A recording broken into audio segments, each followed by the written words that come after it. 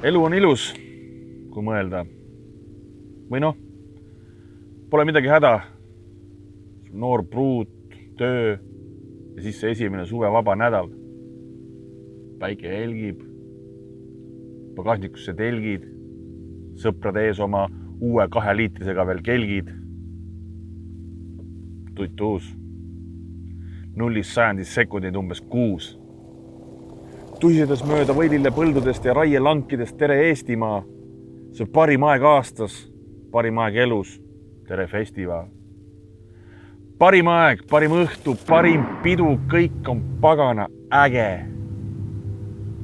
Aga kõrges meeleolus maandub ohutunne madalal lävel. Ära muretse, kallis, ütled. Ma ise kõiki pärast ööbima viin. Come on, ma suht kaine ja sõidan nagu topkearistiig. Ma võtsin vaid mõned koksid ja enne need veinid. Ära muretse, musi, näe, lava peal on üks lemmikumaid DJ-sid. Ainult paar jooki veel, tantsime, hüppame, kisame. Pärast sõidame rahulikult. Viin su pühapäeval tervelt koju, nii lubasin su isale.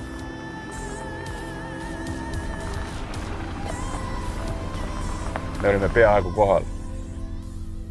Ma räägin siin võib-olla 500 meetrist. Me veel laulsime kaasa seda lugu, mis parasjagu tuli raadioeetrist. Parimast õhtust sai košmaare täis öö. Sest sa olid ainus, kes ellu jäi, mis sest, et kõigil kinni oli turvavöö.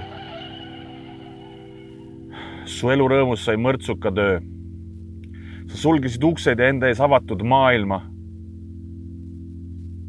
Kuidas vaatad ta isale matustel silma? Ei saa pöörata tagasi ajavoogu. Sul oli peaaegu kõik. Aga sul ei olnud selgroogu.